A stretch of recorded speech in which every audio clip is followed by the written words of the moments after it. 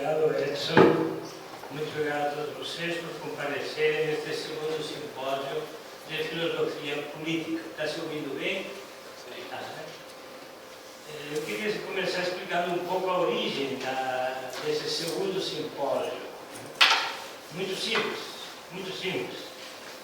Nós gostaríamos que todos tomassem consciência de que chegamos ao fim de uma fase cultural, ao fim de uma fase histórica, ao fim de uma linha.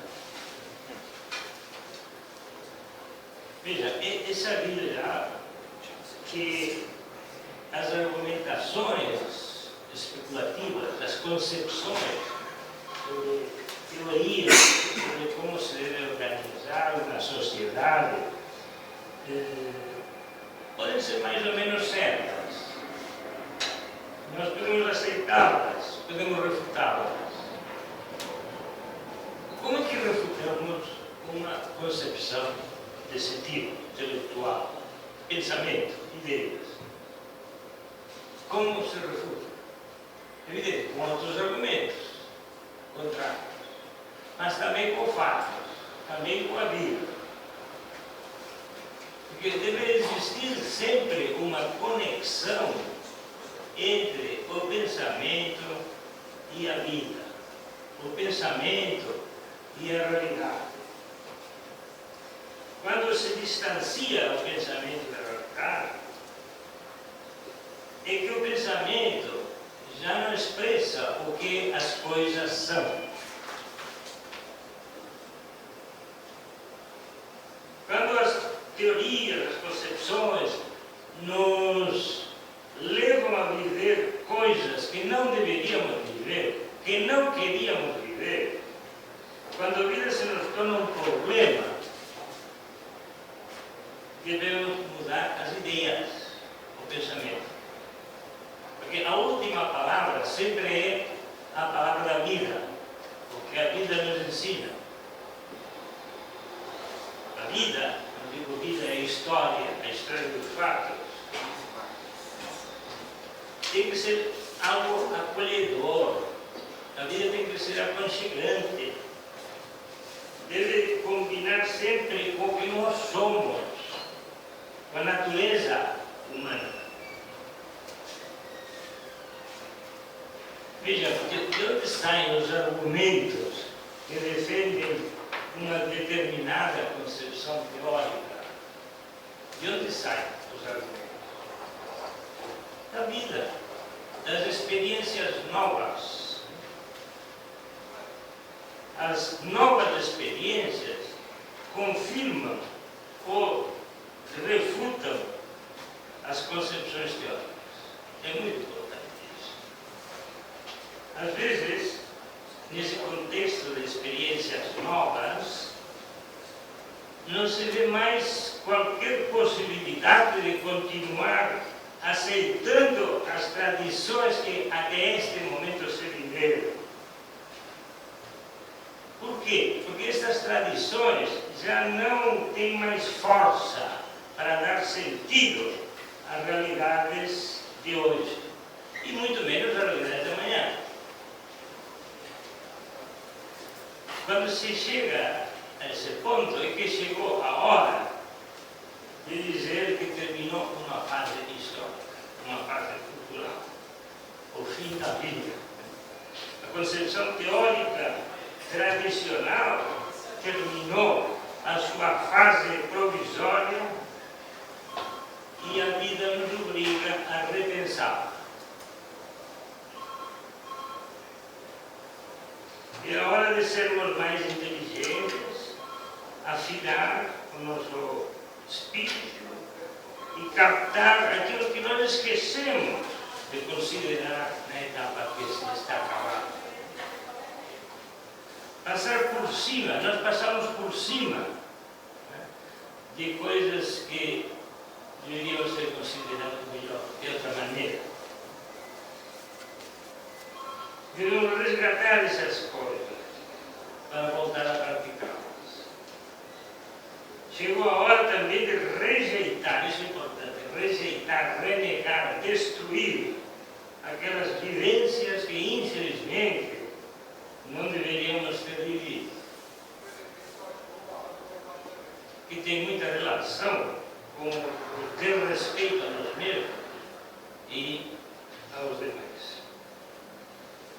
nesses últimos anos, nós vivemos algumas dessas tristes experiências que certamente não se pode viver. Uma delas, a mais recente, é o assassinato dos diretores da revista Charlie Hebdo. Então, a ideia deste segundo simpósio justamente é esta: despertar as consciências e ver que tocou-nos viver um fim de uma fase histórica. É uma situação muito incômoda, porque querem fazer-nos viver de um modo contrário ao que nós somos.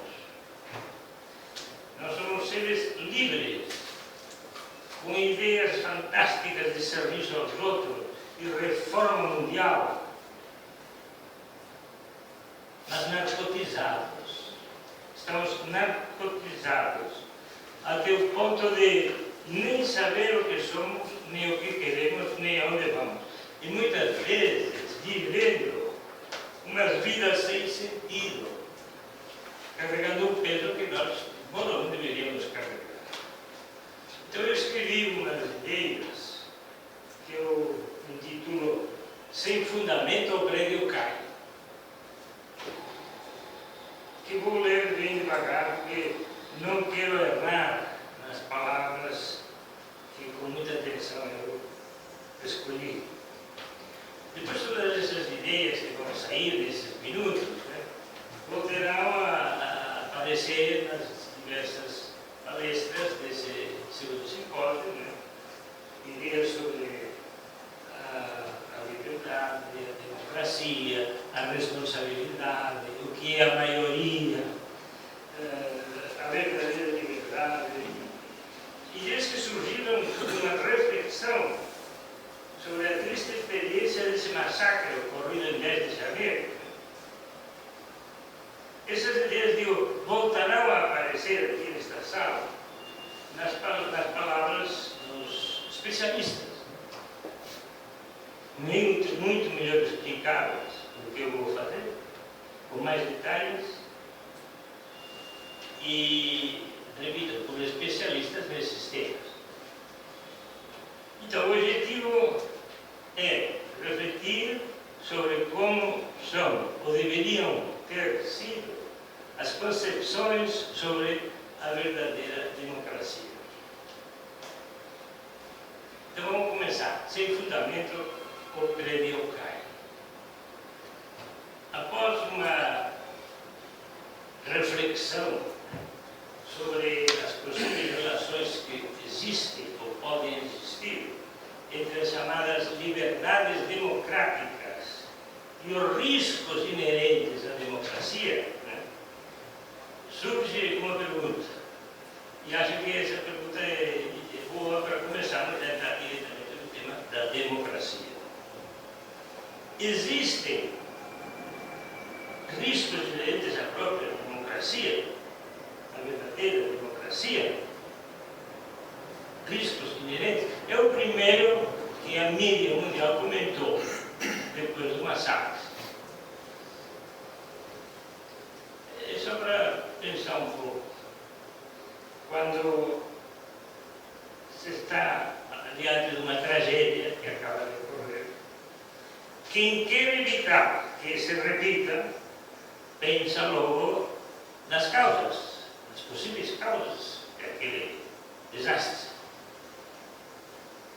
Agora, o que pensa quem pensa primeiro nos riscos?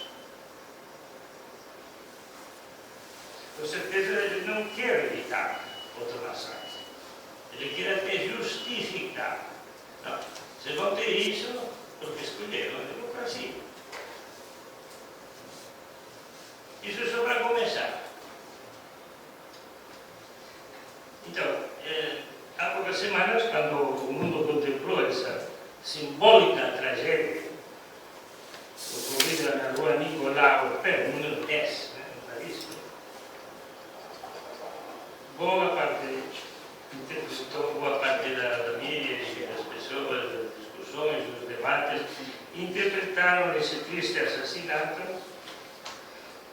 como um risco que o verdadeiro democrata deve estar disposto a assumir, se quiser usufruir da verdadeira liberdade democrática. É assim que colocam o problema. Portanto, liberdades democráticas versus riscos inerentes à democracia. Não é disso que se trata. Isso é o critério que nós pensamos. Mas como seriam essas liberdades democráticas? Quais seriam? Seria um presente que atinge todas as consciências por igual, né?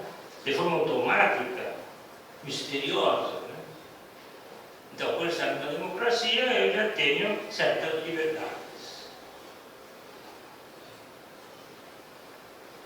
Não será que a democracia implica uma tarefa educativa permanente que cabe a todos realizar, um trabalho, um esforço, né, na sociedade? Se isso for verdade, se a democracia depende das condutas humanas, não será necessário saber se essas condutas têm alguma restrição, algum limite.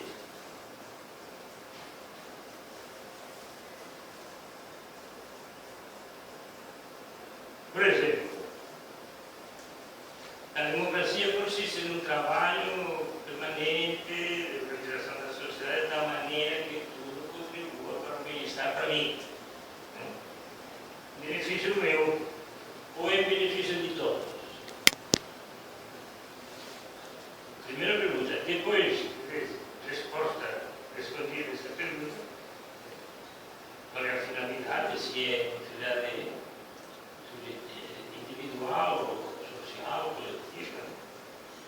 Nessa ação teremos limites, restrições. E quais são os riscos que se devem aceitar?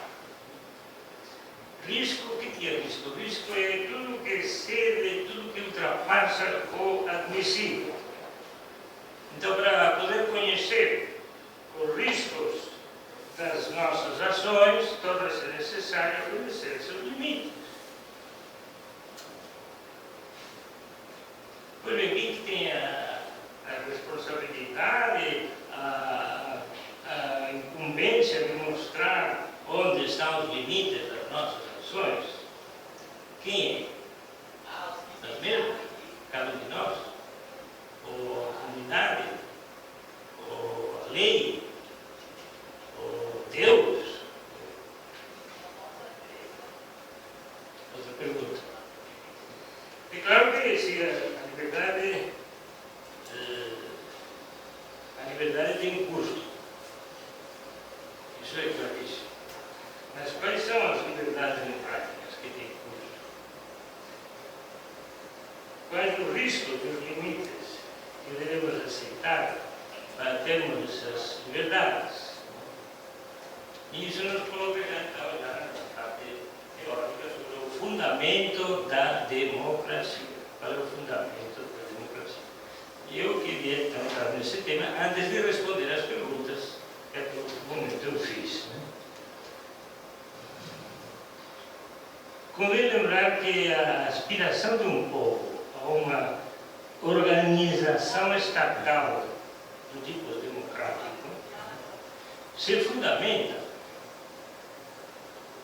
no estado elevado de desenvolvimento adquirido pela consciência jurídica desse povo. O povo, a comunidade, tem uma consciência, uma certa consciência jurídica, que pode ser maior ou menor. Chega um momento que, a partir de um certo grau de consciência jurídica, pode-se tentar a democracia. Isso significa que só um desenvolvimento importante da consciência jurídica de uma sociedade confere a ela esse direito de aspirar a uma democracia.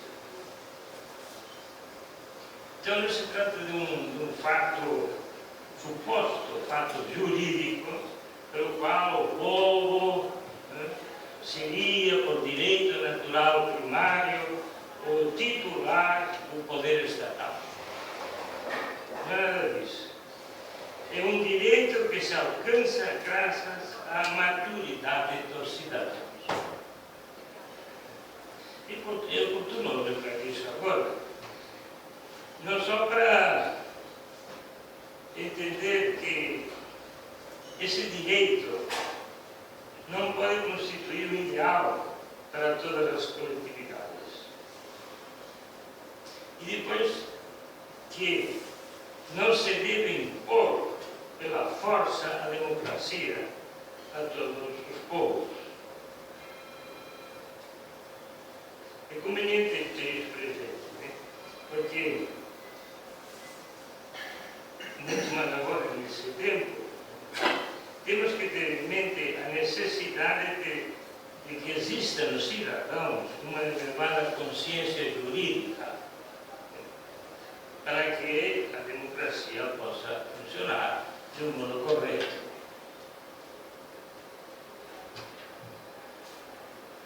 Uma consciência jurídica bem desenvolvida, por exemplo, exige que o cidadão compreenda bem o que é representatividade. A representatividade tem que se apoiar sempre num conteúdo positivo. Caso contrário, não será verdadeira representatividade. Tem que ter um conteúdo positivo e, melhor ainda, se esse conteúdo for espiritual.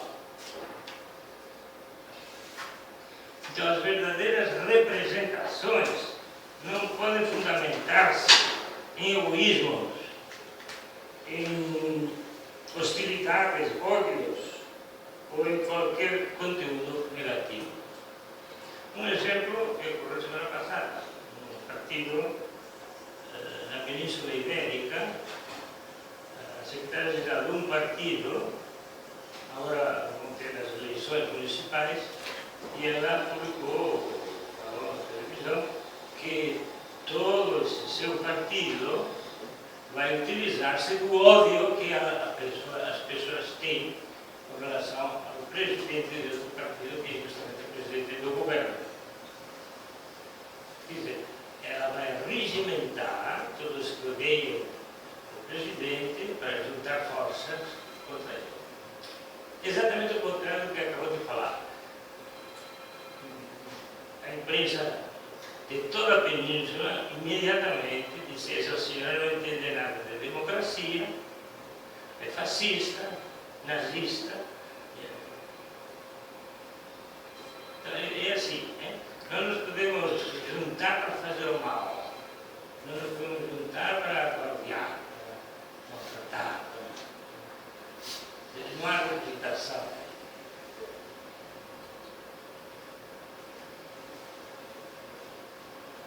Agora, veja bem, afirmar que o direito a uma organização democrática se origina no momento que a comunidade tem um certo nível de consciência jurídica não quer dizer que um povo culturalmente imaturo, né, não possa tentar viver a democracia. Mas, sim, pode tentar, mas essa tentativa obrigará os cidadãos a ter como objetivo, também simultâneo, permanente, o crescimento cada vez maior da consciência jurídica de todos.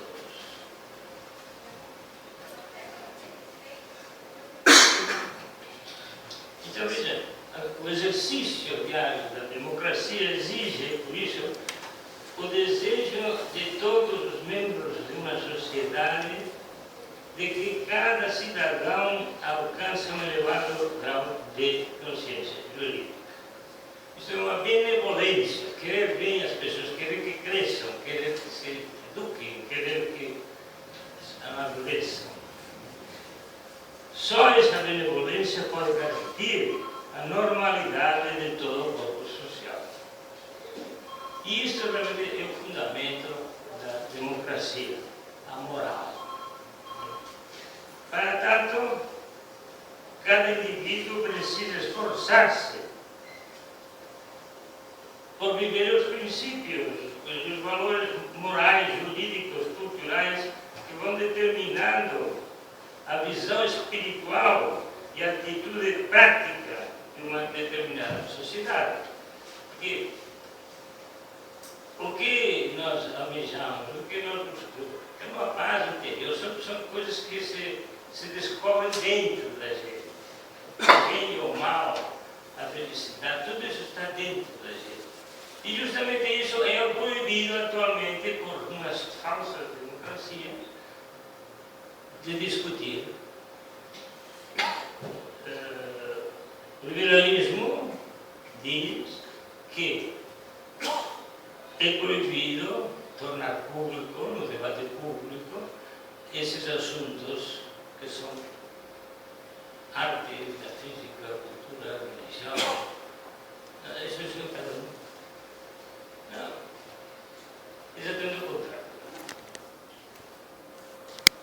O verdadeiro democrata não tem que argumentar racionalmente no parlamento e no debate público o que ele entende por bem, por felicidade, por finalidade do ser humano. E discutir, todos digam a sua percepção e vamos mudar no sentido comum. Infelizmente, aqui começamos a falar dessa outra democracia que infelizmente está ganhando força no mundo há algumas décadas. Uma democracia laica, melhor dito, laicista e ateísta, militante,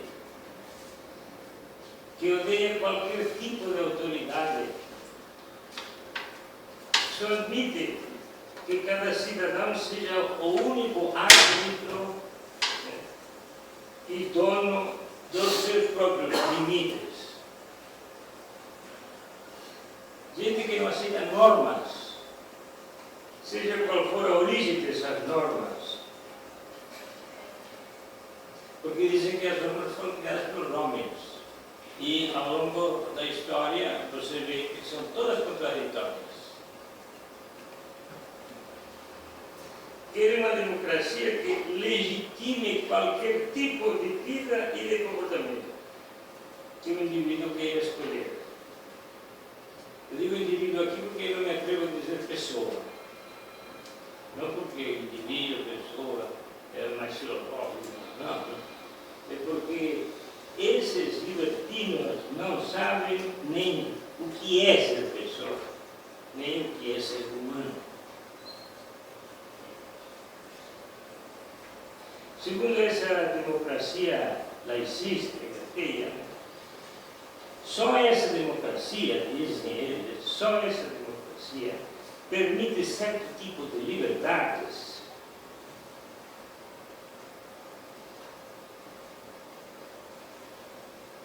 e é justamente a democracia que defende os idealizadores do semanário Charlie Hebdo. Eles próprios se intitulam, na revista, diz irresponsáveis. Só essa democracia legitima, dizem, a crítica absoluta, a gozação, o rir, o difamar, o caluniar,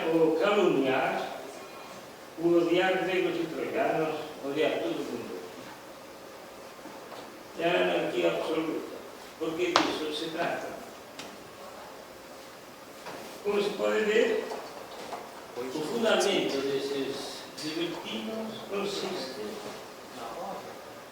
na ausência de qualquer fundamento para os próprios pensamentos, quereres e ações. Não há fundamento nenhum. Eu posso pensar o que eu quero, eu posso querer o que eu posso fazer pela testa, e posso ter qualquer tipo de conduta. Tudo é permitido.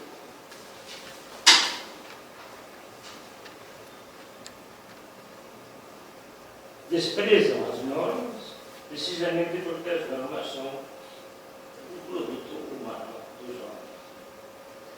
Mas não dos homens organizados em parlamentos, em partidos políticos, com ideário, com tribos, em grupos, mas dos homens individuais, cada um obedecendo o seu próprio modo de pensar, de querer e de agir. Então, só o fato de eles se sentirem assim árbitros e donos dos seus limites, os autoriza a se autodenominarem plenamente livres. Veja como aqui já começa a aparecer a opinião da liberdade fundamental na democracia. Na realidade, não são livres, são escravos dessa opressiva ausência de limites. Hoje em dia, eu li, na semana passada, na revista italiana, já se defende o direito de blasfemar.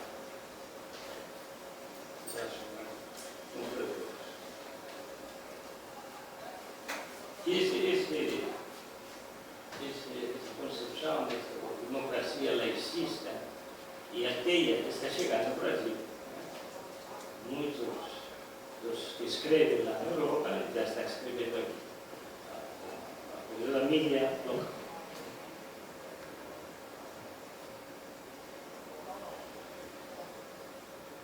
Ora, vejam a origem de sua contradição. Como um fundamento alicerça só uma parte da realidade, o alicerce do prédio, por exemplo, sustenta aquele prédio, mas não o vizinho. Só um. Então, os defensores dessas democracias pensam que não basta rejeitar um fundamento parcial, é preciso rejeitar todos os fundamentos. Tudo. E assim possibilitaremos todo tipo de realidades, todo tipo de condutas, todo tipo de comportamentos. Mas esquecem justamente isso, que sem alicerce as construções resvalam.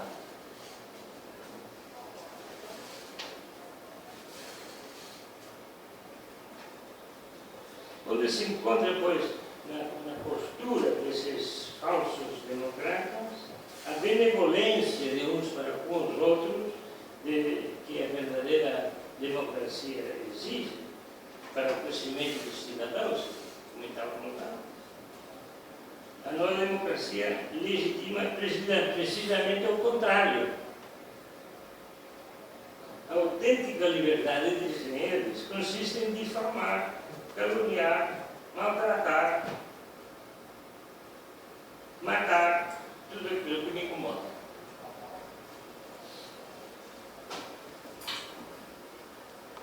Então, os riscos da falsa democracia. Esta sim que está cheia de riscos, essa falsa democracia. De fato, o que mais temem os que a desejam são os fundamentalismos. E claro que fundamentalismo e fundamento são coisas diferentes. Mas eles as confundem, porque obsessionados pela ideia de que sem fundamentos não podem existir os fundamentalismos, sem fundamentos não há fundamentalismo. Então vão rejeitar todos os fundamentos. E esquecem justamente isso, que sem fundamentos os prédios caem. Sem dúvida foi a falta de fundamentos nos assassinos que mataram os colegas da revista, que não tinham fundamento nenhum fundamento moral. Então, se encheram, e os redatores o mataram. Foi a falta de fundamentos que motivou os crimes do passado dia 13 de janeiro. Agora, quantos assassinatos como este ainda serão precisos para que o mundo se dê conta de que, justamente, esta obsessão por uma democracia sem fundamento é a que nos levará mais rapidamente a todos os fundamentalismos. Eu penso que há um erro antropológico que eles cometem. Na minha opinião, eles sustentam uma antropologia equivocada.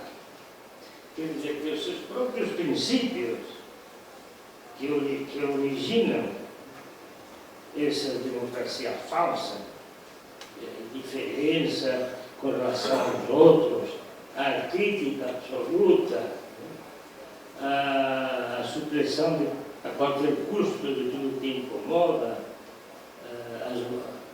o ódio às obrigações. Eu tinha amigo que diz: estou farto de tem que. Não tem mais tem que. Levam a impor limites, essa mentalidade, né, onde eles se sustentam, né, justamente esses princípios, esses próprios princípios, levam a impor aos outros cidadãos limites. Se não querem limites para eles, os impõem para os outros. E a desejar que se mantenham num baixo nível de cultura. É o resultado desta democracia falsa. E de fato é o que se vê em tantos países por aí. A grande maioria da população desses lugares carece de discernimento necessário para saber qual é a conduta, né, que deve ser tomada quando se trata do bem comum. O bem para todos, mas não sabe qual é. Estão obsessionados com o bem deles, de cada um deles, e não sabem o que é bem comum. Confunde-se a verdade com o gosto individual daquele momento que se está vivendo. E como os gostos são oscilantes, o gosto individual oscila de um dia para outro. Se vive uma vergonhosa dúvida a respeito de si mesmo, a ponto de os indivíduos, cada um deles, não saberem se são idiotas ou não. Este acaba sendo o fundamento da democracia, a teoria ilaicista. A ignorância da própria idiotice. Isso é um fundamento. A idiotice é um mal. E aí se torna necessário que certos aproveitadores expliquem aos jovens se são idiotas ou não. O erro que eu dizia da antropologia que eles sustentam, a boa antropologia diz o contrário. A boa antropologia afirma esta realidade. O ser humano conhece naturalmente por si só o que deve ou não deve dizer, o que deve ou não deve fazer. O ser humano sabe se suas ações são corretas ou não. Sabe distinguir o que é verdadeiro do que é apenas politicamente correto.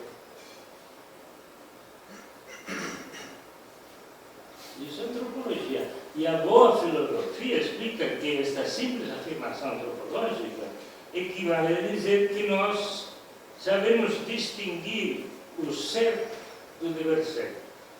E por isso podemos separá-los, embora apareçam sempre unidos na existência histórica completa. explica também que nós sabemos distinguir entre história dos fatos, e as essências que neles intervêm. Agora, muitas vezes descobramos as essências muito tempo depois dos fatos terem ocorrido. Lembre-se só uma coisa interessante. O homem é homem de milhares de anos, mas a filosofia começou bem depois. O homem começou a pensar em um determinado momento, há 2.500 anos, fazer filosofia. E antes não havia filosofia, mas havia fatos. Os homens tinham medo, tinham preocupações, morriam, achavam que viviam Deus, pintavam Deus nas grutas, os fatos. Depois foram estudando os fatos quando já houve capacidade de filosofar. Então, muitas vezes nós chegamos a descobrir os anos passados bem depois.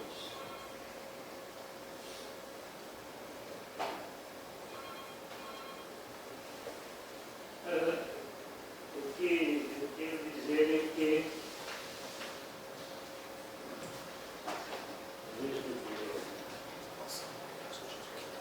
a história que vivemos, a história que vivíamos,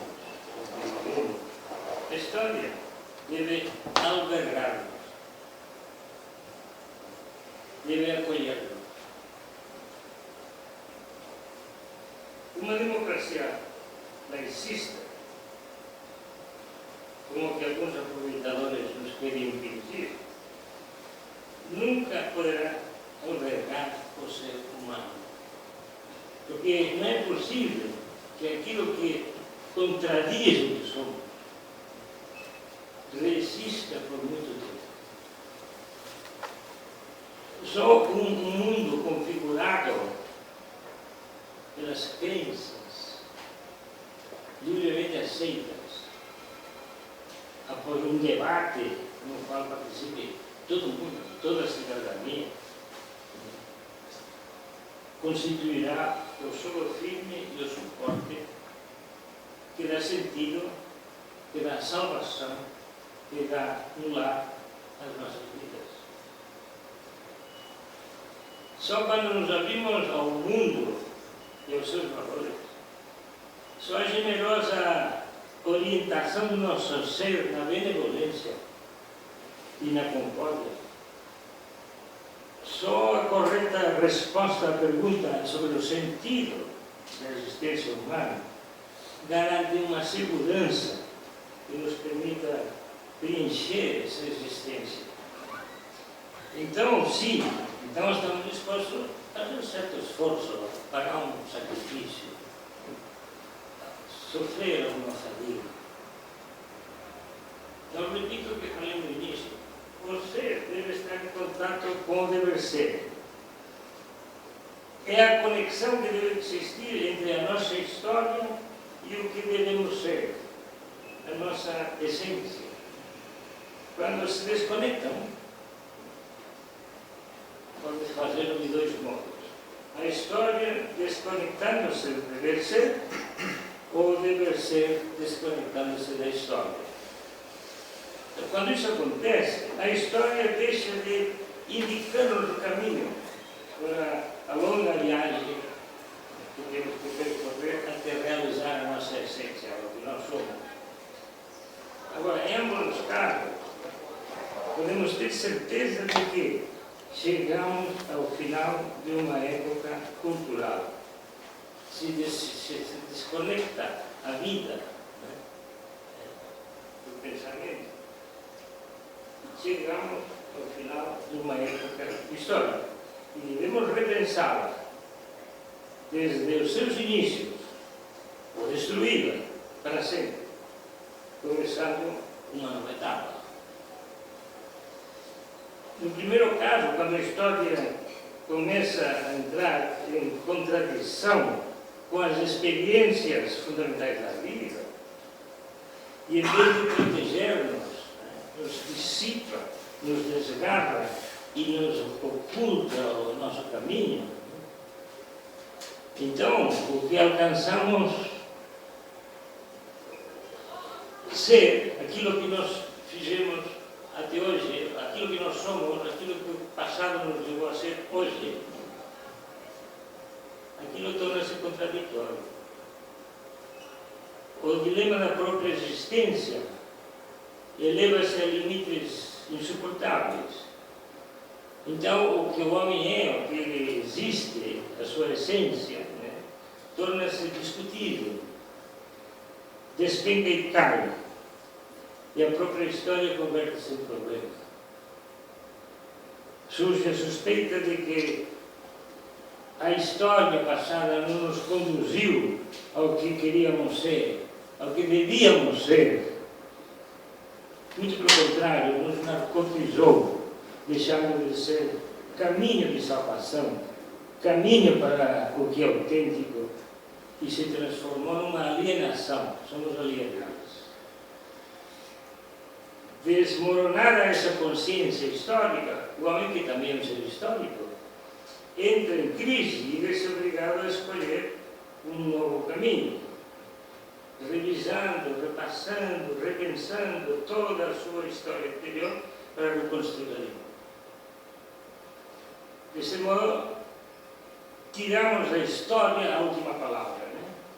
E damos as costas ao passado, adotando outras posturas em relação ao passado, para assimilar de outra maneira aqueles momentos herdados de tempos passados que continuam conservando a sua validez hoje, mas foram desprezados. O segundo estágio, quando os deveres ser se desconectam da história, faz que percamos a orientação. A história que protegia a caminhada para o nosso dever ser não protege mais.